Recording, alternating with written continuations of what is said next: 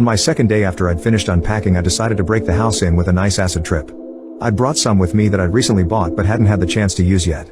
Things were going well with the trip, but then it seemed to be getting really intense, and I quickly realized that the tabs were much stronger than I had been told they were, and I thought being locked up in the unfamiliar house wasn't helping me relax.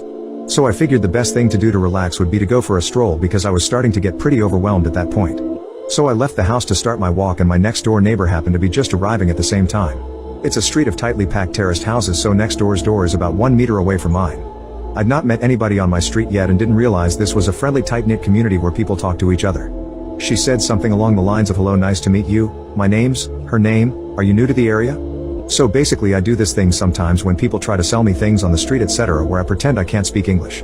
I remember a few words from my GCSE French, so I just say some nonsense sentences and then people usually leave me alone.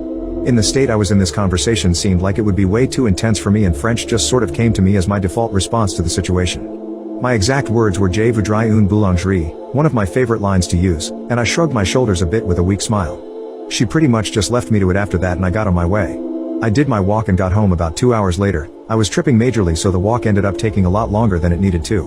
When I got home though, my next door neighbor was standing in her doorway talking to another neighbor who was standing outside.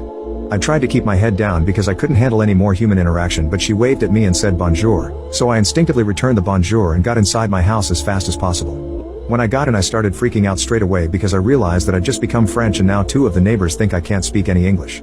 The next day when I woke up, I realized the best thing I could do, as an Englishman, was just live with the lie for the rest of my short stay in this house to avoid the excruciating embarrassment of having pretended to be French for seemingly no reason.